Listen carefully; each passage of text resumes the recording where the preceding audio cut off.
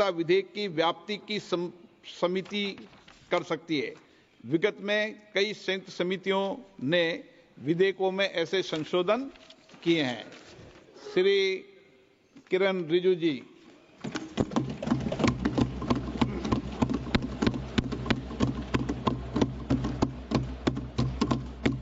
Honorable Speaker, sir, I rise to move the motion for consideration of the Waqf Amendment Bill 2025 and Mussalman Waqf Repeal Bill 2024.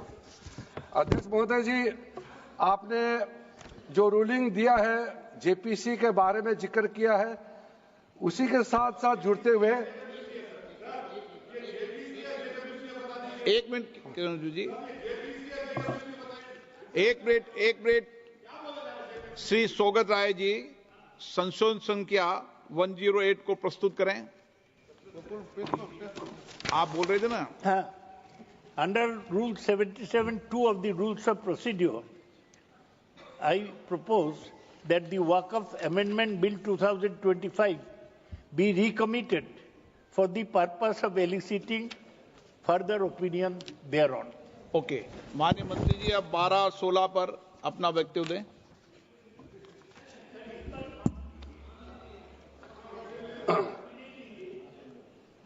आपका जो जब मैं opening करूंगा उसका भी जवाब आएगा और बाकी अमेंडमेंट तो आखिरी में आता ही है।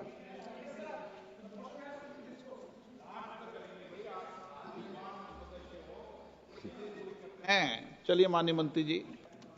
माननीय अध्यक्ष महोदय, हम सबको बहुत डिटेल में जाने का भी आवश्यकता नहीं है। कमेटी के बारे में उसका जिक्र काफी हो चुके हैं, लेकिन मैं इतना कहना चाहता हूं कि जो कमेटी इस बार दोनों सदन लोकसभा राज्यसभा मिला करके ज्वाइंट कमेटी में वक्फ अमेंडमेंट बिल पे जो चर्चा हुई है, आज तक भारत के संसदीय इतिहास में इतना व्यापक रूप से चर्चा, कंसल्टेशन और समय कभी नहीं दिया है।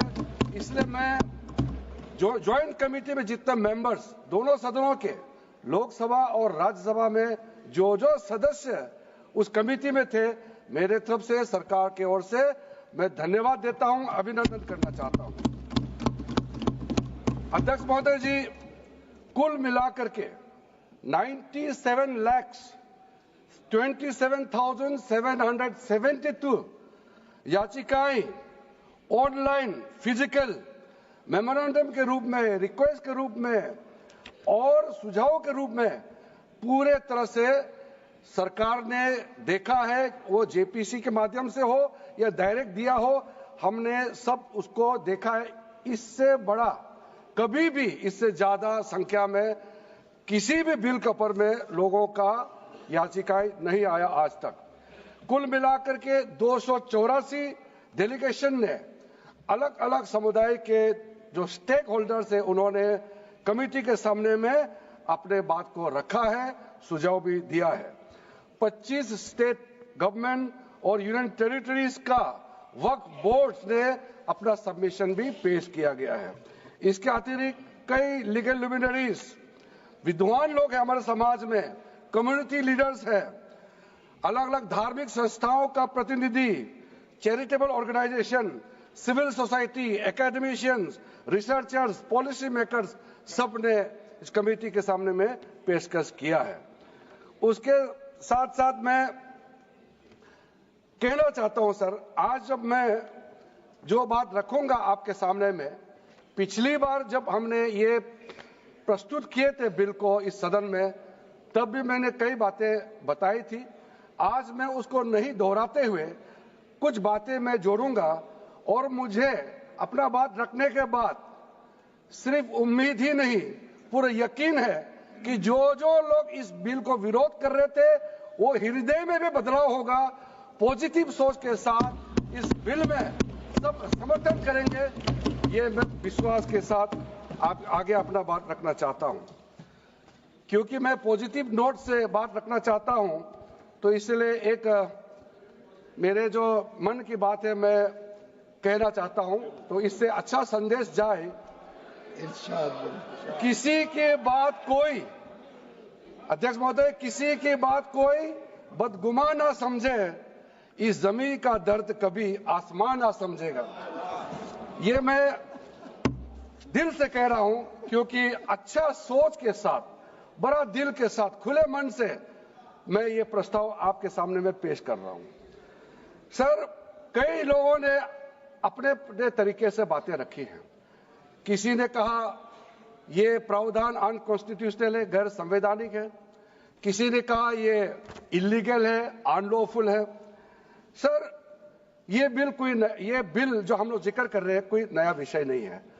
आजादी से पहले ये बिल, जब पहली बार मुसलमान वक्फ वैलिडेटिंग एक्ट पास किया गया था 1913 में, तब से इसका इतिहास शुरू होता है। उससे पहले प्रिवी काउंसिल ने 1894 में इनवैलिडेट किया था वक्फ अल औलाद को। बाद में उसका प्रॉपर लीगल फॉर्म में 1913 के बाद फिर 1923 में द मुसलमान वक्फ एक्ट लाया गया था, जिसमें अकाउंटिंग और ट्रांसपेरेंसी के बारे में ये जोर उसको देते हुए ये एक्ट पास किया गया था। उसके बाद 1930 में द मुसलमान वक्फ वैलिडेटिंग एक्ट लाया गया है, जो रीइंफोर्स करता है legal validity of the family waqf. परिवार में जो वक्फ होता है उसको जोड़ देते हुए ये बिल लाया गया है। उसके बाद आजादी के बाद 1954 में 1954 में वक्फ एक्ट पहली बार आजाद भारत का एक्ट बनी, और उस समय स्टेट वक्फ बोर्ड का भी प्रावधान उसी 1954 एक्ट में प्रावधान किया गया था। उस समय से लेकर के कई संशोधन के साथ में 1995 में व्यापक रूप से ये वक्फ एक्ट बनी है। तो उस समय किसी ने नहीं कहा कि ये एक्ट अनकॉन्स्टिट्यूशनल है, किसी ने नहीं कहा उस समय ये अनलॉफुल है। आज जब हम उसी बिल को सुधार के ला रहे हैं, तब आपको ये अनकॉन्स्टिट्यूशनल, अनलॉफुल का ये शब्द इस्तेमाल करने का आपको ये नौबत कैसे आया? ये सोच क्यों आया? अगर आप सच्चे दिल से सोचते और मन साफ होते तो आप तर्क पे जाते। इस संशोधन बिल में जो जो तर्क है आप उसमें बात कीजिए।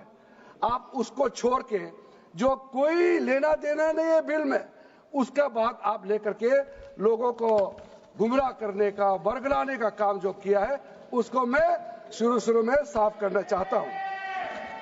अध्यक्ष महोदय जी, 1995 में ट्राइब्यूनल का पहला व्यवस्था किया गया है, ताकि वक्फ बोर्ड का कोई भी निर्णय किसी को अगर पसंद नहीं है या उसको चैलेंज करना चाहता है तो वक्फ ट्राइब्यूनल वहां आप जा सकते हैं। उसका प्रावधान पहली बार हुए हैं, और उस समय यह भी फैसला हुआ कि 5 लाख से ज्यादा आमदनी किसी वक्फ प्रॉपर्टी में है, उसके लिए सरकार एग्जीक्यूटिव ऑफिसर्स अपॉइंट किया जाएगा।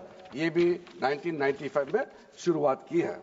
अध्यक्ष महोदय जी, ये आज एक ट्रिगर पॉइंट क्यों हुआ है? ये अमेंडमेंट बिल लाने का आवश्यकता सबसे ज्यादा शुरुआत कहां से हुई? मैं संक्षेप में बताना चाहता हूं। 2013 में, 2014 में हम सब चुनाव में गए, और चुनाव में जाने से पहले 2013 में कुछ कदम ऐसे उठाए गए हैं जो आप सुन करके, आप सदस्य के रूप में भी और इस देश का नागरिक होने के कारण आपके दिमाग में यह बात जरूर सवाल उठेगा कि ऐसा कदम क्यों उठाया गया है। सर, 2013 में पहला यह बदलाव हुआ कि इस देश में कोई भी आदमी, कोई भी इंसान, चाहे वो हिंदू हो, मुसलमान हो, सिख हो, ईसाई हो, पारसी हो, बौद्ध हो, जैन हो, वक्फ क्रिएट कर सकता है। सबको मालूम है वक्फ एक मुसलमान का अल्लाह के प्रति अपना एक उसका एक पायस, चैरिटेबल, रिलीजियस पर्पस के लिए वक्फ क्रिएट किया जाता है। लेकिन उसमें डाइल्यूशन करके 2013 में कोई भी वक्फ क्रिएट कर सकता है। यह प्रावधान सबसे पहले उस समय की यूपीए सरकार ने किया है। दूसरा, आपने सारा वक्फ को स्पेसिफिक कर दिया कि शिया बोर्ड में शिया ही रहेंगे, सुन्नी बोर्ड में सिर्फ सुन्नी ही रहेंगे, और कोई भी बोर्ड हो सिर्फ उनके लोग ही रहेंगे, बाकी कोई उसमें आ नहीं सकता है। ऐसा आपने प्रावधान किया। तीसरा, 2008 सर अब शांति से सुनने के बाद आप जो भी पूछेंगे हमारा रिप्लाई तो आएंगे ही सर। डिबेट का आखिरी में है, मेरा फिर से रिप्लाई होगा। तो अभी मैं जब शुरुआत में कुछ दृष्टिकोण रख रहा हूं, इसमें कोई हस्तक्षेप ना करे, ध्यान से सुनिए ताकि हमारा डिबेट का स्तर भी ऊंचा रहे और तर्क भी सामने में आ जाए। सर एक प्रावधान आया सेक्शन 108, उस सेक्शन 108 में ये लिखा गया है कि वक्फ बोर्ड का जो प्रावधान है इस देश में कोई भी मौजूदा कानून के ऊपर में रहेगा, ओवरराइडिंग इफेक्ट रहेगा, ऐसा आपने कानून बनाया है। इस देश में ऐसा कानून कैसे मंजूर कर सकते हैं अध्यक्ष महोदय जी? हर कानून अपना अपना हिसाब से चलता है, लेकिन एक कानून दूसरे कानून के ऊपर में ओवरराइडिंग इफेक्ट होगा, ये कोई भी मान्यता नहीं दे सकता है। उसके बाद सर मैं कुछ प्रोपोगेंडा साथ में जुड़े हुए हैं। उससे पहले जो 2013 में मुझे भी बहुत ताज्जुब हुआ कि ये पास कैसे जबरदस्ती करवाया है। 2013 में वक्फ पे यूजर जो आपने प्रावधान डाला, उसके बाद 1970 से केस चल रहा था दिल्ली के अंदर में। दिल्ली के अंदर में हमारा सीजीओ कॉम्प्लेक्स है, पार्लियामेंट बिल्डिंग है, कई प्रॉपर्टीज है, और इसको वक्फ बोर्ड, दिल्ली वक्फ बोर्ड ने क्लेम किया कि ये वक्फ प्रॉपर्टीज है। उसके बाद ये केस चल रहा था अदालत में। उस समय यूपीए सरकार ने पूरा सारा जमीन को डी नोटिफाई करके वक्फ बोर्ड को दे दिया। 123 प्रॉपर्टी। अगर आज हम ये संशोधन लेके नहीं आते तो जिस सदन में हम बैठे हैं, ये पार्लियामेंट बिल्डिंग, इसको भी क्लेम किया जा रहा था। एयरपोर्ट, बसंत विहार, और अगर नरेंद्र मोदी जी का सरकार नहीं आते, अगर यूपीए का सरकार कंटिन्यू रहता, तो क्या क्या बिल्डिंग को डी नोटिफाई किया जाना था। 123 प्रॉपर्टी को तो डी नोटिफाई किया। मैं रिकॉर्ड में कह रहा हूं, अपने मन से कुछ नहीं कह रहा हूं, मैं ऑफिशियल रिकॉर्ड का बात बता रहा हूं। अध्यक्ष महोदय, आप काहे को उछल रहे हो? मैं अपने से थोड़ी बोल रहा हूं, जो हकीकत बात को बता रहा हूं। आप आराम से बैठ के सुनिए। आपके दल को और आपको सबको बोलने का मौका मिलेगा। माननीय मंत्री जी,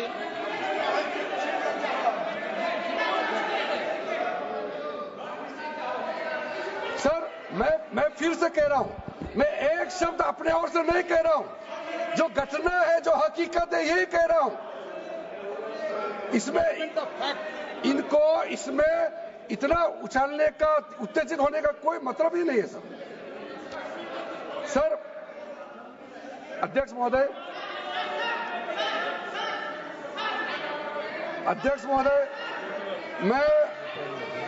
मैं आपके माध्यम से सदन को कहना चाहता हूं कि जो संवैधानिक बात उठा करके लोगों को गुमराह करने का जो प्रयास किया जा रहा है, उसको भी देश के सामने में सही बात रखना बहुत ही जरूरी है। एक बात बार बार इन लोगों ने कहा गया है कि ये जो वक्फ अमेंडमेंट बिल है, ये आर्टिकल 25, आर्टिकल 26, आर्टिकल 30 का उल्लंघन करता है करके इन्होंने इल्जाम लगाया। पढ़ चुका हूं, आप पढ़ लो। कभी भी डिबेट के बीच में पॉइंट ऑफ ऑर्डर नहीं होता है, व्यवस्था दे दिए आप ना कभी। माननीय मंत्री जी बोलिए।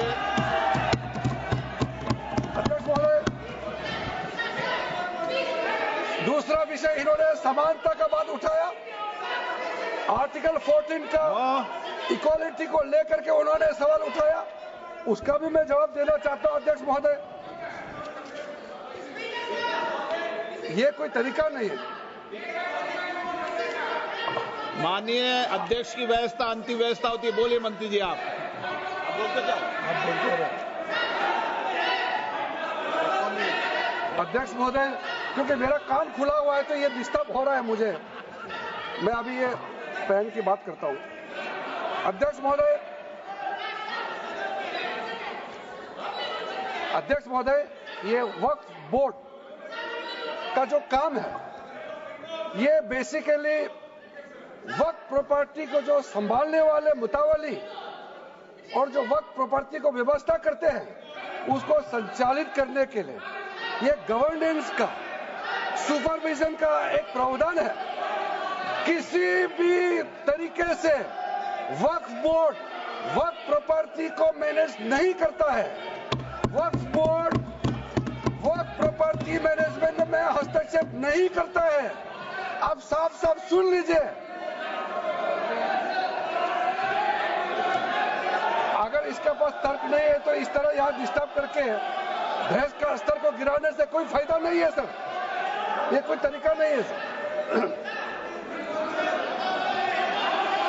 बोलते जाओ सर, वक्फ बोर्ड का क्रिएट करना एक जो वाकिफ होता है, जो अपना विलिंगली वक्फ क्रिएट करता मैंने है। व्यवस्था दे दी है, आप जब समय हो तो बोले नो, प्लीज बैठिए, ये तरीका ठीक नहीं है आपका, बैठिए आप। नो, बैठिए। माननीय मंत्री जी, सूची है 2013 की प्रॉपर्टी मैं लाता निकाल बताना सूची मंगा के देते कहते भी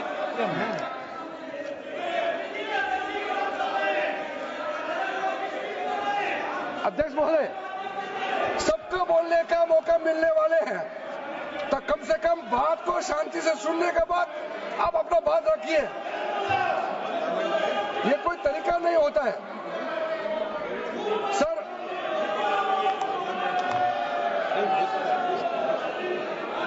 अध्यक्ष महोदय, ये जो उन्होंने गुमराह करने का कोशिश किया गया है, ये मैं कुछ केसेस आपको बताना चाहता हूं सर। आप देखिए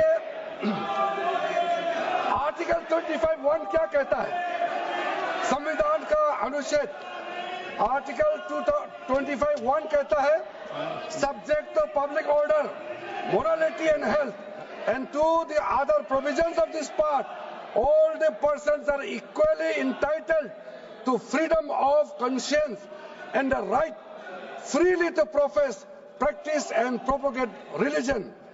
सर, गवर्नमेंट किसी भी धार्मिक व्यवस्था को, किसी भी रिलीजियस इंस्टीट्यूशन, कोई धार्मिक काम में हस्तक्षेप करने नहीं जा रहा है, ना ही वक्फ बोर्ड किसी धार्मिक स्थल का व्यवस्था में कोई भी तरीके से हाथ डालने का प्रावधान है, बिल्कुल नहीं है सर। आप अगर हम कोई नमाज, सर ये क्या झूठ बोल रहे हैं, ये कॉन्स्टिट्यूशन, हम कॉन्स्टिट्यूशन का प्रावधान पढ़ रहे हैं फिर भी झूठ बोल रहे हैं, ये कॉन्स्टिट्यूशन को नहीं मानते हैं सर। किसी मस्जिद का मैनेजमेंट को हम हस्तक्षेप करने का कोई इसमें प्रावधान नहीं लिया जा रहा है। एक मिनट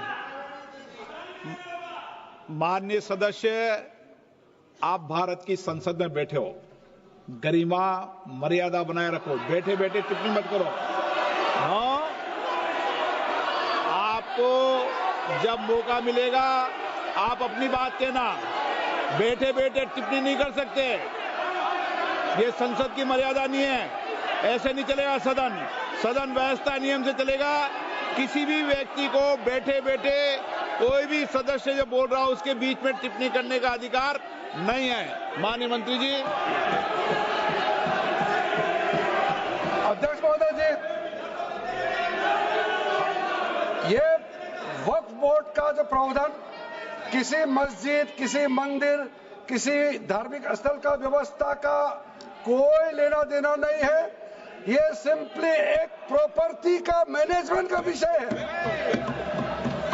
ये कोई मुसलमान अपना ज़कात देता है, फितरा देता है, उसको हम पूछने वाला कौन होते हैं?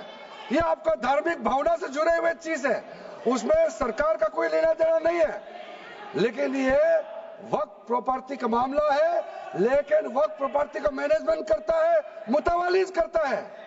ये आपको इतना बेसिक ये फर्क जो है अगर समझ में नहीं आते या जानबूझ करके आप नहीं समझना चाहते हैं तो मेरा पास इसका कोई इलाज नहीं है। अध्यक्ष महोदय जी, ये आपके माध्यम से मैं फिर से कहना चाहता हूं कि ये सर क्या ये ऐसा बहस नहीं होता है जी। आप लोग का तर्क रखने का समय में बोलिए, ये बीच में कमेंट पास करने से सर हमारा पॉइंट का फ्लो भी बिगड़ता है और आवाज में ठीक नहीं हो, अब आवाज में ठीक से नहीं जाएगा। आप क्या चीज को जवाब देंगे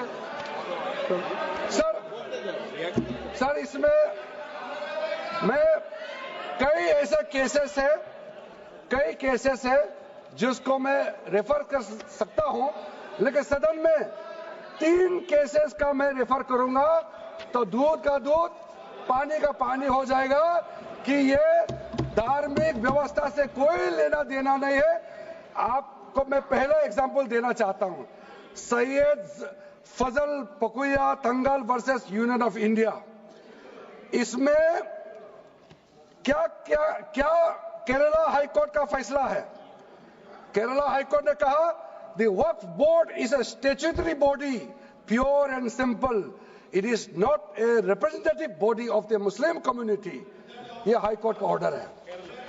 उसके बाद इलाहाबाद हाईकोर्ट का ऑर्डर भी सुन लीजिए, Hafiz Mohammad Zafar Ahmad versus UP central Sunni board of waqf का जजमेंट सुन लीजिए। A mutawalli's right is purely a right of management of the property and is not a proprietary right. The duties of a mutawalli are purely of a secular character. His duties are not of a religious character. इतना clear cut ruling है। तीसरा, तिलकायत श्री गोविंद लाल जी महाराज versus state of Rajasthan. इसमें high court ने क्या कहा, supreme court ने क्या कहा, right to manage the properties of the temple. अब देखिए मंदिर का भी इसमें एग्जांपल लिया गया है। Right to manage the properties of the temple is purely a secular matter and cannot be regarded as a religious practice. Properties of temple नहीं, टेम्पल का जो प्रॉपर्टी है। उसी प्रकार से आप बार बार कहना कि मुसलमानों का अधिकार में गैर मुसलमान कैसे आ रहा है, ये तर्क ही नहीं बनता है। आप ये आज से ये बात बोलने के लिए बंद कीजिए। सर 2013 में जो काम किए गए हैं उसमें मैं एक चीज जिक्र करना चाहता हूं। इलेक्शन आने वाला था, बहुत ही कम दिन बच गए थे, इलेक्शन कोड ऑफ कॉन्डक्ट लगने ही वाला था। हम सबको मालूम है अप्रैल और मई में चुनाव हुआ था। 5 मार्च 2014 को उस समय के यूपीए सरकार ने 123 प्राइम प्रॉपर्टीज को जो housing and urban development ministry के तहत आता है उसको आपने दिल्ली वक्फ बोर्ड को ट्रांसफर कर दिया। क्या जरूरत था? कुछ दिन बाकी था चुनाव होने के लिए, आप इंतजार तो करते। आपने सोचा ये करके वोट मिलेंगे, लेकिन आप तो चुनाव तो हार गए, तो फायदा क्या हुआ? ऐसा काम करने से वोट नहीं मिलता है। इसलिए लोग इंटेलिजेंट है, हमारे देश के लोग समझदार है, इसलिए वोट बैंक का राजनीति के बिना हम अच्छे सोच के साथ में आज इस सदन में फिर से आए हैं। कुछ एनोमलीज है इस बिल में, तो इसको बदलना जरूरी था। मैंने एक पहले भी इसका जिक्र किया था कि आपने कहा कोई भी हिंदुस्तानी, कोई भी भारतीय वक्फ क्रिएट कर सकता है। वो 95 में ऐसा नहीं था, आपने 13 में बदलाव किया, उसको हमने फिर से 1995 का प्रावधान को फिर से रिवाइव करते हुए ये हमने जोड़ा है कि वक्फ वही क्रिएट कर सकता है जो मिनिमम 5 साल इस्लाम को प्रैक्टिस करता है। बहुत साफ साफ शब्दों में प्रावधान रखा है। सर, जो वक्फ बोर्ड बने हैं हम उसको बहुत ही सेकुलर इंक्लूसिव बनाना चाहते हैं। आपका पुराना प्रावधान को हटा करके अब हमने कहा है कि वक्फ बोर्ड में शिया भी रहेंगे, सुन्नी भी रहेंगे, बोहरास भी रहेंगे, आगा खानिस भी रहेंगे, मुसलमानों में जो बैकवर्ड है, पिछड़े लोग हैं वो भी रहेंगे, और साथ साथ में महिला भी रहेंगे और एक्सपर्ट नॉन मुस्लिम भी रहने का प्रावधान रखा गया है। सब स्वागत करना चाहिए, इसको किसी को आपत्ति होने का कोई जरूरत नहीं है। उसके बाद सर मैं थोड़ा सा इसको विस्तार करके बताना चाहता हूं। मेरा ही खुद का एग्जांपल मैं देता हूं। मान लो मैं मुस्लिम नहीं हूं, लेकिन मैं माइनॉरिटी अफेयर्स मिनिस्टर हूं, तो मैं सेंट्रल वक्फ काउंसिल का चेयरमैन होता है। तो मेरे होने के बावजूद उसके बाद टोटल 4 नॉन मुस्लिम हो सकता है वक्फ काउंसिल में मेंबर, और उसमें मैक्सिमम 4 नॉन मुस्लिम के साथ साथ में 2 महिला कंपलसरी है। 2 महिला होना ही चाहिए सर। उसके बाद सर स्टेट अभी आप पूरा वक्फ बोर्ड देख लीजिए, महिला कहाँ है? महिला को भी रखा ही नहीं है, वो सिर्फ बातें करते हैं। सर 22 सर मैं स्पेसिफिक बताना चाहता हूं। सेंट्रल वक्फ काउंसिल में टोटल 22 मेंबर्स में 4 नॉन मुस्लिम से ज्यादा मेंबर नहीं हो सकते हैं। एक्स ऑफिशियो के पद को मिला करके 3 मेंबर ऑफ पार्लियामेंट होगा। मेंबर ऑफ पार्लियामेंट तो किसी धर्म का हो सकता है। जब इलेक्शन करते हैं तो कोई भी धर्म का मेंबर ऑफ पार्लियामेंट या एमएलए बन सकते हैं। सर 10 मेंबर मुस्लिम कम्युनिटी से होगा, 2 फॉर्मर जजेस होंगे सुप्रीम कोर्ट और हाई कोर्ट के, 1 advocate of national eminence member रहेंगे, 4 persons of national eminence from various field. ये तो कई कमिटियों ने इसको सिफारिश किया है। और एडिशनल सेक्रेटरी या joint secretary to the government of India उसमें रहेंगे। आउट ऑफ 10 मुस्लिम मेंबर्स 2 महिला अनिवार्य है, ये हमने प्रावधान रखा है। और स्टेट बोर्ड में आउट ऑफ 11 मेंबर्स 3 से ज्यादा नॉन मुस्लिम नहीं हो सकता है।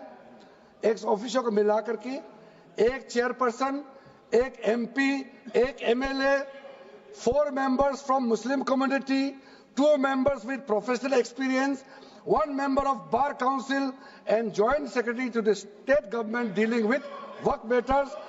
Out of 4 Muslim members, 2 shall be women.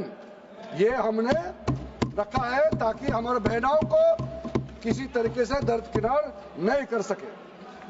Waqf act sir हमने जो नया प्रावधान रखा है उसमें जितना भी जो आर्बिट्रेरी प्रोविजन जो जरूरी नहीं था उसको हमने सामान्य रूप से देश में और जितना कानून है उसको मिलाते हुए मुख्य रूप से ट्रांसपेरेंसी इन वक्फ मैनेजमेंट, सर्वे को अपडेट करने के लिए जो पहले इनसफिशिएंट प्रोविजन था इसमें वक्फ लैंड रिकॉर्ड्स वगैरह में महिलाओं का इनहेरिटेंस राइट्स, बच्चों का राइट और साथ साथ में कई हजारों केसेस पेंडिंग है ट्राइब्यूनल और कोर्ट्स में, उसको सेटल करने के लिए जो आज लगभग 10,000 से भी ज्यादा केसेस जो पेंडिंग था और कुछ सालों के अंदर में 13 से 30,000 केसेस पेंडिंग हो चुके हैं, उसको सरलता से सुलह करने के लिए हमने रास्ता खोजा है। एक चीज बार बार आप लोग कहते हैं, हमारे पक्ष के लोग हो या उस साइड के पक्ष के लोग हो या जो सदन से बाहर है, वो एक वक्तव्य देते रहते हैं, मैं उसको सुधारना चाहता हूं। ये कहते हैं कि हमारा देश में लैंड बैंक जो है वक्फ बोर्ड के पास 3rd लार्जेस्ट है। पहला रेलवे, इंडियन रेलवे, फिर इंडियन आर्मी मतलब इंडियन डिफेंस का, और फिर कहता है वक्फ बोर्ड के पास जमीन है। मैं उसको सुधारना चाहता हूं। सर आप भी तो ट्रेन में चलते हैं, हम लोग भी ट्रेन में चलते हैं, हजारों किलोमीटर ट्रेन का पटरी लगा हुआ है, स्टेशन बना हुआ है। वो ट्रेन का पटरी लगा हुआ है, वो रेलवे का प्रॉपर्टी थोड़ी है, ये तो देश का प्रॉपर्टी है, हम लोग सब चलते हैं उसमें। इसको आप कैसे लगा सकते हैं कि रेलवे के पास इतना है, वक्फ बोर्ड के पास इतना है? वो देश का प्रॉपर्टी है। हमारा डिफेंस के पास कहता है कि 2nd लार्जेस्ट है। डिफेंस के पास जो भी लैंड है, जहां ट्रेनिंग करता है, जहां वो रहता है, या बॉर्डर एरिया में जितना डिफेंस लैंड है वो देश का रक्षा के लिए है। उसको आप कैसे वक्फ प्रॉपर्टी का साथ आप तुलना कर सकते हैं। वक्फ प्रॉपर्टी प्राइवेट प्रॉपर्टी होता है सर। तो इसलिए दुनिया में सबसे ज्यादा वक्फ प्रॉपर्टी हिंदुस्तान में है। सिर्फ हमारा देश में ही नहीं, दुनिया का सबसे बड़ा और सबसे ज्यादा वक्फ प्रॉपर्टी हिंदुस्तान में है। तो फिर ये क्यों है 60 साल तक आप सरकार में रहे हैं, हमारे देश में मुसलमान इतना गरीब क्यों है? जब दुनिया का सबसे ज्यादा वक्फ प्रॉपर्टी हमारे देश में है, तो हमारे गरीब मुसलमानों का पढ़ाई के लिए, मेडिकल ट्रीटमेंट के लिए, स्किलिंग के लिए, इनकम जनरेशन के लिए क्यों काम नहीं हुआ आज तक बताइए? ये दुनिया का सबसे बड़ा वक्फ प्रॉपर्टी अगर हिंदुस्तान में है, तो उस प्रॉपर्टी से गरीबों का उत्थान के लिए, लोगों का भला के लिए अगर ये सरकार नरेंद्र मोदी जी के नेतृत्व में गरीब मुसलमानों के लिए काम कर रहा है, तो इसमें आपत्ति क्यों होना चाहिए आप लोग बताइए? इसलिए सर, इसको धर्म जाति से बाहर उतर करके सबको सीधा सीधा अपना दिल से पूछ करके आप सोच के देखिए कि आप जो लोग आज इस बिल को विरोध कर रहा है, आज 1 साल 2 साल नहीं, सदियों तक हमारा देश उसको याद रखेगा कौन इस बिल को समर्थन कर रहा है, कौन इस बिल को विरोध कर रहा है। आज चंद वोट के लिए, सत्ता के लिए हमारे मुसलमानों को आपने 70 साल से ज्यादा वोट बैंक बना करके गुमराह किया है। कितना और गुमराह करना चाहते हैं? अब हमारा देश में वोट बैंक का राजनीति नहीं चलेगा। इसलिए मैं कहना चाहता हूं, जब हमारा देश में इतना वक्फ प्रॉपर्टी है, तो इसको हम बेकार में पड़ा रहने नहीं दिया जा सकता है। गरीब मुसलमानों के लिए, आम मुसलमानों के लिए इस्तेमाल करना ही पड़ेगा। उसके लिए आज के ये वक्फ संशोधन बिल जरूरत है। अध्यक्ष महोदय जी, हमारे अपने वामसी पोर्टल में, हमारे मंत्रालय के वामसी पोर्टल में हमने रिकॉर्ड देखा है। सचर कमेटी जो आपने बनाया है 2006 में, उन्होंने भी ये बारे में काफी डिटेल में जिक्र किया हुआ है। सर 2006 में 4.9 लाख वक्फ प्रॉपर्टी था और उसका इनकम कितना था मैं बता दूं आंकड़ा सर, आप कहेंगे 4.9 लाख वक्फ प्रॉपर्टी में टोटल इनकम था 163 करोड़। कौन खाते थे? 163 करोड़। और आपने 2013 में बदलाव करने के बाद आज इनकम कितना बढ़ा है वो भी मैं बता देता हूं। हो गया 166 करोड़। 3 करोड़ बढ़ा है। कैसे मंजूर कर सकता है हम लोग इस महान सदन में बैठ करके? अगर इतना 10 सालों के बाद भी दुनिया का सबसे ज्यादा प्रॉपर्टी का टोटल इनकम जनरेशन 3 करोड़ बढ़ता है, तो ये हम कभी मंजूर नहीं कर सकते अध्यक्ष महोदय। इसलिए उस समय कहा गया था, मैं अभी का नहीं बता रहा हूं, सचर कमेटी समय में भी कहा गया है कि अगर थोड़ा सा एफिशिएंटली मैनेज करता तो 12,000 करोड़ पर ईयर तो उसी समय जनरेट हो जाना चाहिए था नॉर्मल मार्केट रेट से। और 12,000 करोड़ अगर वो प्रॉपर्टी से रेवेन्यू जनरेशन करता है, कितना लाखों करोड़ों मुसलमानों को फायदा होगा, आप सोच के देखिए। इसलिए सर आप लोग भी, मैं अनुरोध करता हूं कि आप लोग भी वक्त के बारे में जानना था, हमारा वामसी पोर्टल को क्लिक करके आप लोग देखिए। सर आज वो 4.9 लाख से बढ़ करके टोटल वक्फ प्रॉपर्टी बन गया है 8.72 लाख। हमारा देश में वक्फ प्रॉपर्टी बन गया है।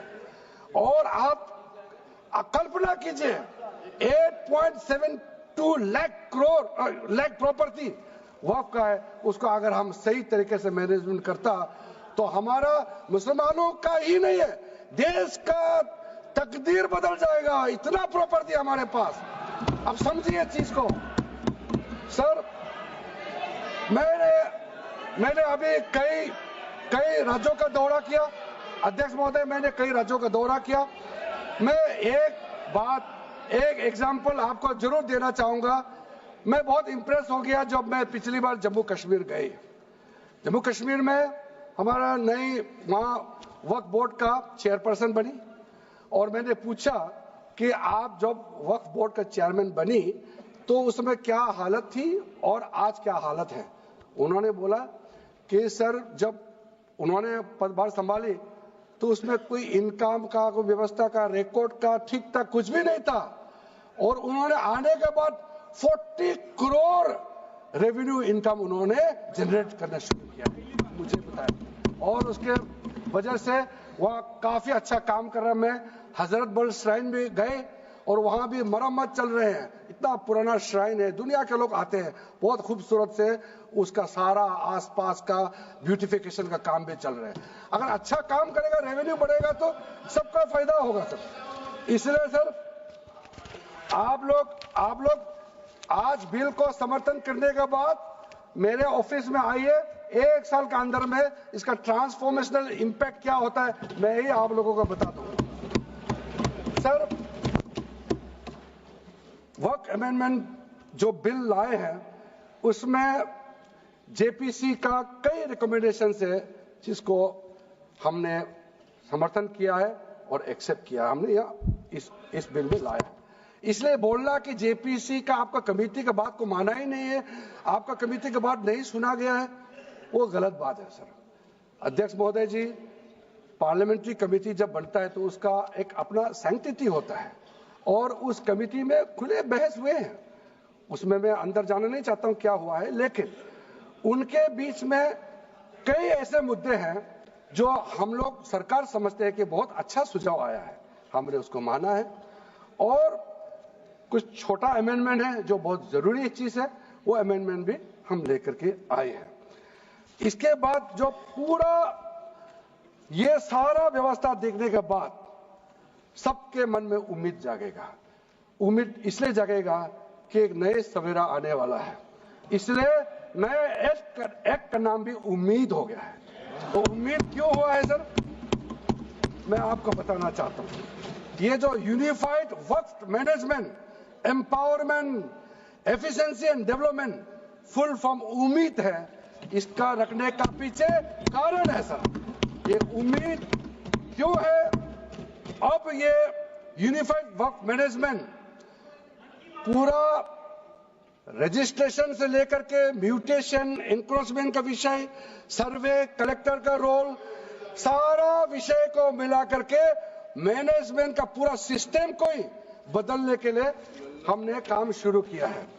उसके बाद एम्पावरमेंट, कैसा एम्पावरमेंट होने वाला है, मैंने पहले भी जिक्र किया, मुसलमानों में भी जो शियास हैं, सुन्नीस हैं, बोरास, आकाकानीस, पसमानदा मुस्लिम्स है जिसको बैकवर्ड माना जाता है, और विशेष करके महिलाएं और बच्चों के लिए जो हमने प्रावधान रखा है, तो ये मुसलमान का कम्युनिटी के अंदर में इतना जोरदार स्वागत हो रहा है।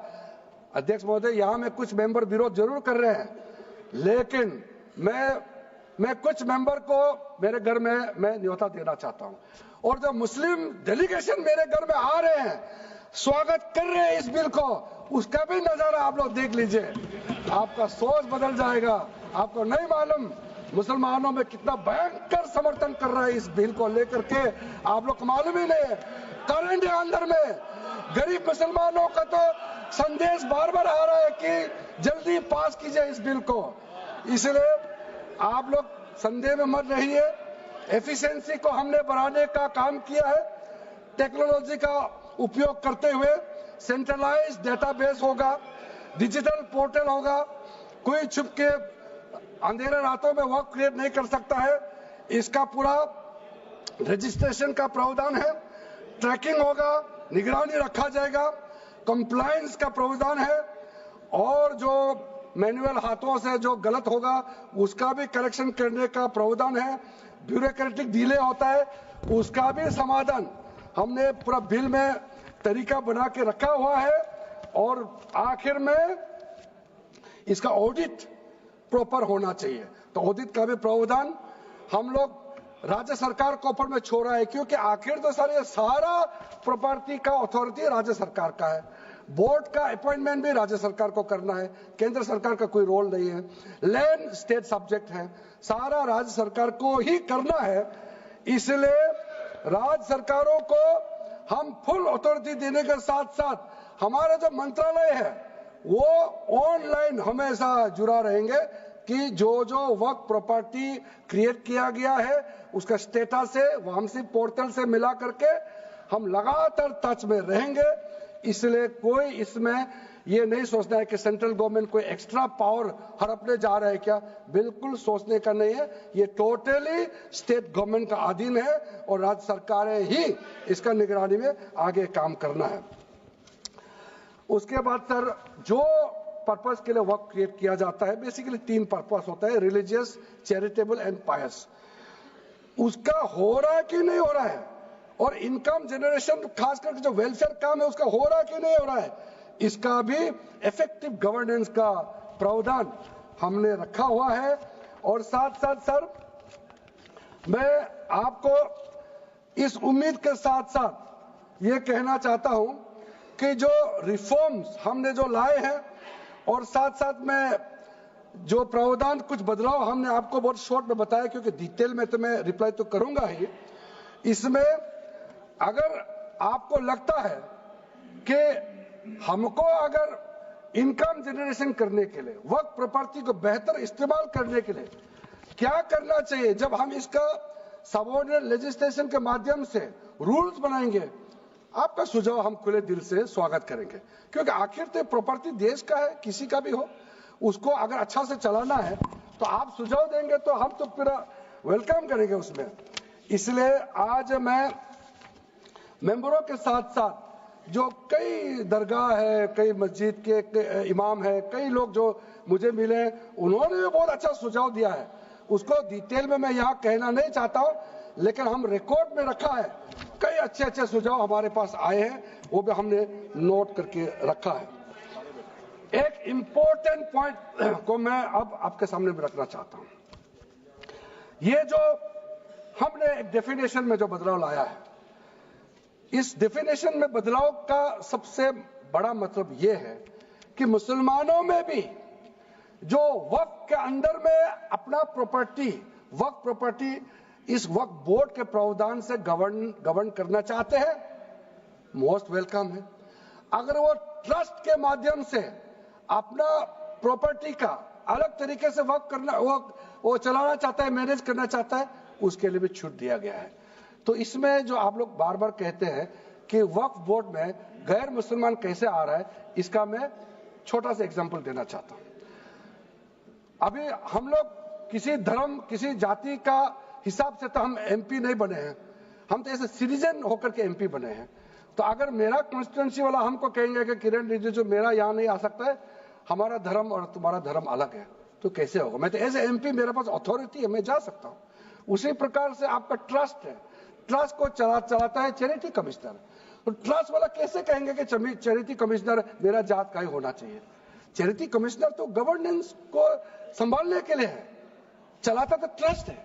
उसी प्रकार से आप कैसे कह सकते हैं कि मेरा वक्फ प्रॉपर्टी को देखने के लिए वक्फ बोर्ड में गैर मुसलमान नहीं हो सकता है? आप कैसे कह सकते हैं? ये तर्क को आप थोड़ा गहराई से सोचिए, क्योंकि ये बार बार कहा गया है, मैं नाम नहीं लूंगा, वो बाद में तो बोलेंगे हमारे कुछ लोग हैं कि मुस्लिम का अफेयर्स में नॉन मुस्लिम क्यों आ रहा है। अरे ये धार्मिक व्यवस्था से कोई लेना देना नहीं है, मैं बार बार कह रहा हूं। इसलिए ये प्रॉपर्टी है, वक्फ प्रॉपर्टी है, आप लोग इसको समझिएगा। उसके बाद सर ये जो हमने जो 2013 के बाद कुछ बदलाव जो किए हैं, वक्फ बाय यूजर में कुछ लोग ने शंकाएं व्यक्त किया है, कह रहा कि वक्फ बाय यूजर हटाने के बाद अब सरकार जो है मस्जिदें छीन लेंगे, दरगाह छीन लेंगे, मुसलमानों का प्रॉपर्टी छीन लेंगे, ऐसे बोलते हुए मैंने सुना है। इस तरह का कई जगह में बोला है। मैं इसमें साफ साफ कहना चाहता हूं, हम लोग सब हर किसी ना किसी राज्य से आते हैं। We all belong to each and every part of our country. We are together. We may belong to different states and union territories. We are all Indian.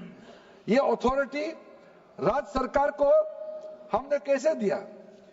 जो प्रॉपर्टी वक्फ यूजर को हम लोगों ने हटाने के बाद ये प्रावधान सुरक्षित किया है, ऑथोराइज किया स्टेट गवर्नमेंट को कि जो प्रॉपर्टी रजिस्टर्ड हो चुके हैं, जब नमाज पढ़ते हैं, रजिस्टर्ड है, डॉक्यूमेंट है, उस पे कोई हस्तक्षेप नहीं होगा। ये कानून प्रोस्पेक्टिव है, रेट्रोस्पेक्टिव नहीं है। ये आप लोग बहुत क्लियर से सुन लीजिए, ये किसी का जमीन छीनने का कानून नहीं है। ये किसी का राइट, किसी का हनन करके उसका प्रॉपर्टी को हड़पने का नहीं है।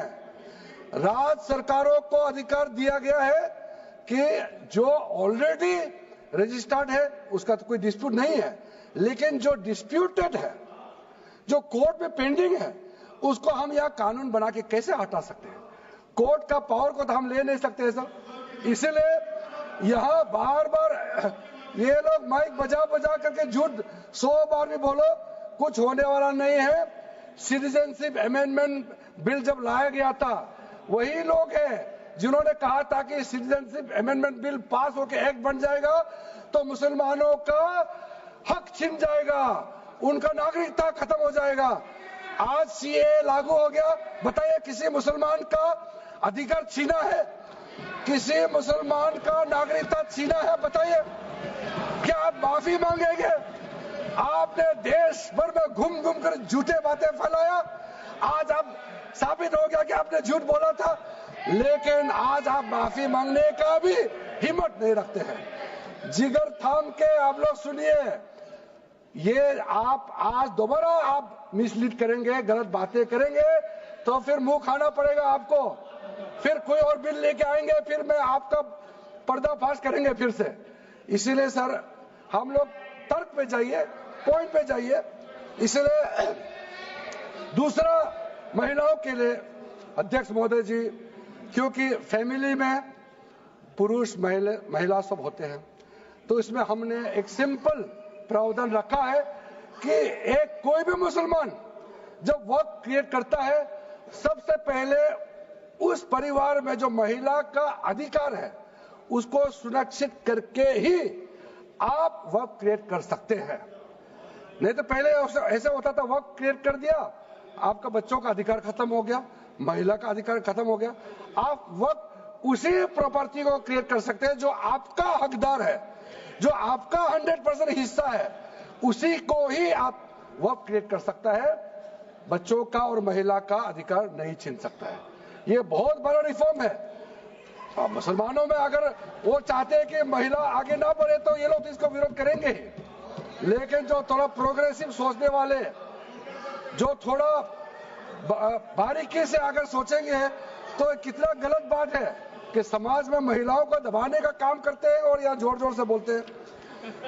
अध्यक्ष महोदय जी, सारा मैनेजमेंट जो सरकार का जमीन या प्राइवेट का जो जमीन है, इसका कलेक्टर को इन्होंने कमेटी के माध्यम से सुझाव किया है कि हर चीज कलेक्टर को क्यों ऑथोराइज किया गया है। तो कमेटी के बात को माना है कि कलेक्टर से ऊपर कोई भी अधिकारी, कलेक्टर से ऊपर जो अधिकारी है वो देखेंगे सरकारी जमीन और कोई डिस्प्यूट है वक्फ बोर्ड के साथ या किसी मुतावली के साथ डिस्प्यूट है, उसका जांच कलेक्टर के ऊपर अधिकारी करेंगे। ये कमेटी ने सुझाव दिया था और उसी को मान करके आज इस सदन में पेश किया जा रहा है। एक महत्वपूर्ण सुझाव हम लेके आ रहे हैं, अमेंडमेंट लेके आ रहे हैं, इसमें मैं मानता हूं कोई विरोध नहीं करेगा। ये इसमें शुरू में छूट गया था, मैं सर खुले दिल से आपको कहना चाहता हूं, लेकिन बहुत सोच समझ के साथ ये प्रावधान अमेंडमेंट हम लेके आ रहे हैं कि जब आप वर्क प्रॉपर्टी क्रिएट करेंगे तो ऐसा नहीं होना चाहिए कि आप ट्राइबल एरिया में जाकर के आदिवासी का जमीन को आप वर्क क्रिएट कर दें, ये नहीं होना चाहिए। इसलिए हमारा देश के आदिवासियों का संरक्षण को ध्यान में रखते हुए शेड्यूल 5 और शेड्यूल 6 में आप वर्क प्रॉपर्टी क्रिएट नहीं कर सकते हैं। ये एक महत्वपूर्ण अमेंडमेंट लेकर आया है। डिटेल में अब आगे अध्यक्ष महोदय आपको मैं बताऊंगा। वक्फ ट्राइब्यूनल के बारे में सर मैं संक्षेप में, अभी फ्लोर खुलने वाले हैं, मैं आपके हाथ फ्लोर छोड़ने वाले हैं, तो मेरा जो वाइंड अप को आप ध्यान से सुन लीजिए। जो ट्राइब्यूनल है, ट्राइब्यूनल में 2 मेंबर का हमने प्रस्ताव रखा था, तो कमेटी ने कहा कि 2 मेंबर ठीक नहीं है, इसमें 3 मेंबर होना चाहिए। ये प्रस्ताव भी मंजूर किया गया है। तो वक्फ ट्राइब्यूनल में 3 मेंबर होगा फिक्स टेन्योर का साथ, और उसमें आज टोटल लिटिगेंट्स 14,417 केसेस है। आप सोच के देखिए, तो ट्राइब्यूनल में जल्दी केस डिस्पोज हो, 3 मेंबर्स का ट्राइब्यूनल बनाया गया है। उसके बाद में उसका टेन्योर को फिक्स किया गया है। उसके बाद में जो एक बहुत स्ट्रिंजेंट प्रोविजन था, पहले ऑटोमेटिक अपील करने का राइट नहीं था, स्पेशल रिव्यू पिटीशन ही कर सकते थे ट्राइब्यूनल के ऑर्डर के बाद। तो आज हमने एक अच्छा सोच के साथ खुला मन से ये कहा है कि अब अगर आप वक्फ बोर्ड का निर्णय से खुश नहीं है, वक्फ ट्राइब्यूनल का निर्णय से खुश नहीं है, तो आप अदालत जा सकते हैं। ये रास्ता भी हमने खोल दिया है। उसके बाद सर कंट्रीब्यूशन, एनुअल कंट्रीब्यूशन, ये भी आपका ही सुझाव था कमेटी वालों का कि जो कंट्रीब्यूशन देते हैं वक्फ बोर्ड मुतावली जो देते हैं उसको घटाना चाहिए, तो उसको 7% से 5% घटा दिया है, ताकि ज्यादा पैसा आप चैरिटेबल पर्पस के लिए खर्चा कर सके। तो अच्छा जो प्रॉपर्टी मैनेज करता है वो तो सरकार को शाबाशी देंगे। उसके बाद एक बहुत ही महत्वपूर्ण प्रावधान है जो हमको रखना पड़ा, आपने लॉ ऑफ लिमिटेशन को इस वक्फ बोर्ड का प्रावधान से हटा दिया था, इसको हमने लगाया है। तो अब तो मालूम है the limitation act of 1963 will now apply to the work property claims from the date of commencement of this act, aiming to reduce prolonged litigation। ये बहुत बड़ा मैं मानता हूं एक कदम उठाया है। और जो सेक्शन 40 सबसे ड्रैकोनियन प्रोविजन इस एक्ट में था, तो सेक्शन 40 था। सेक्शन 40 के तहत वक्फ बोर्ड, आप लोग बार बार कहते हैं ना, ये ऐसा नहीं है, ऐसा ही है। सेक्शन 40 में किसी भी जमीन को आप वक्फ प्रॉपर्टी डिक्लेयर कर देता था, वो प्रॉपर्टी को हमने हटा दिया है। वो कोई भी जमीन को वक्फ प्रॉपर्टी डिक्लेयर करके फिर किसी गरीब के लिए नहीं करना है। वो लोग, कुछ लोग, चंद लोग अपने के लिए, अपने फायदा के लिए इस्तेमाल करते हैं। ओवैसी मैं तो नाम नहीं लूंगा, लेकिन सर ये प्रावधान को इतना मिसयूज हुआ, इसलिए तो इतना लाखों प्रॉपर्टी का संख्या बढ़ गई। अब किसी प्रॉपर्टी को कैसे आप क्लेम कर सकते हैं? इसलिए इस सेक्शन 40 की वजह से, अध्यक्ष महोदय जी, इस सेक्शन 40 की वजह से कई मुद्दे इस देश में आया है। आज पूरा हमारा देश का क्रिश्चियन कम्युनिटी, जो कैथोलिक चर्च काउंसिल के लोग, भारत चर्च ग्रुप के लोग, केरला में हो, देश भर में आज पुकार के क्यों कह रहा है कि वक्त संशोधन बिल जल्दी पारित होना चाहिए। वो इसलिए कि सेक्शन 40 का मिसयूज होता था। सर आप सोचिए, केरला का एमपी, तमिलनाडु का एमपी लोग तो सोचिए, अगर आपने गलती से इस बिल का विरोध कर दिया तो आप क्या विरोध झेलना पड़ेगा बाहर में, आप कल्पना कीजिएगा। अभी से आप सोचिए, मैंने पिछली बार भी बताया सुरेंद्रेश्वर टेम्पल के बारे में, तो आपको बताया जब बाकी कोई धर्म ही नहीं था तब ये सुरेंद्रेश्वर टेम्पल था। तिरुचेंथुराई विलेज तमिलनाडु में, उसको वक्त डिक्लेयर करने के बाद कर्नाटका में तो हजारों एकड़ का इशू है। फिर सर हरियाणा में जतलाना विलेज यमुनानगर में सिख गुरुद्वारा का जो जमीन है, कभी वहां मस्जिद भी नहीं था, कभी वहां मुस्लिम का सेटलमेंट का भी रिकॉर्ड नहीं था, उसको भी वक्फ डिक्लेयर कर दिया था। उसी प्रकार से केरला का मनम्बम का जो इशू है, वो तो अभी सब जान ही रहा है कि 600 क्रिश्चियन फैमिलीज का जो जमीन को वक्फ बोर्ड ने वक्फ डिक्लेयर कर दिया, चर्च का भी कर दिया, और आगे जाने का रास्ता भी बंद कर दिया था। अगर हम ये बिल पारित कर दिया, उसका अपना जमीन वापस मिल जाएंगे गरीबों का, किसानों का। ऐसा चीजों में आप लोग समर्थन करना चाहिए। मैं तो मानता हूं कि अभी भी देर नहीं हुआ, अभी भी आप जिद पे राजनीतिकरण करके आप अड़े रहे, आप मुश्किल में फंसने वाले हैं। विशेष करके हमारे कांग्रेस वालों को मैं कहना चाहता हूं, और बाकी हमारे साथी दल है कांग्रेस के झांसे में ना आए, आपको भी डुबा देंगे ये लोग। इस बिल को विरोध करके बहुत बड़ा नुकसान होने वाला है। आप ध्यान से सुनिए अध्यक्ष महोदय। इसलिए अंत में सर, क्योंकि मैंने कहा है कि मैं आखिर में जवाब दूंगा, तो हम लोग आगे भी इस पार्लियामेंट को भी वक्त डिक्लेयर ना कर दे, हम लोग आराम से भविष्य के लिए और अच्छा काम करें। मैंने पॉजिटिव बात में अपना बात को रखा है। अंत में मैं अपील करके अपना बात को समाप्त करना चाहता हूं। इसी लाइन के साथ मेरी हिम्मत को तो सराहो। देखिए मैं कितना हिम्मत के साथ बोल रहा हूं। मेरे हिम्मत को तो सराहो, मेरे हमराही बनो। मैंने एक शम्मा जलाई है हवाओं के खिलाफ। आप लोग जब इस बिल को समर्थन करेंगे, हमारे वरिष्ठ नेता सब सदन में बैठे हम लोग सुन रहे हैं, मैं अपने आप को बहुत भाग्यवान मानता हूं, मैं भाग्यशाली हूं। प्रधानमंत्री नरेंद्र मोदी जी ने मेरे जैसे एक साधारण सदस्य को इतना पुण्य काम करने का मौका दिया है, इस बिल को यहां रखने का मौका दिया है।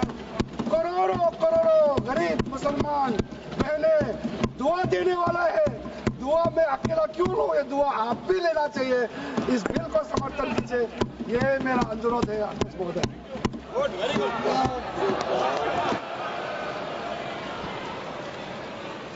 श्री गौरव गोगोई।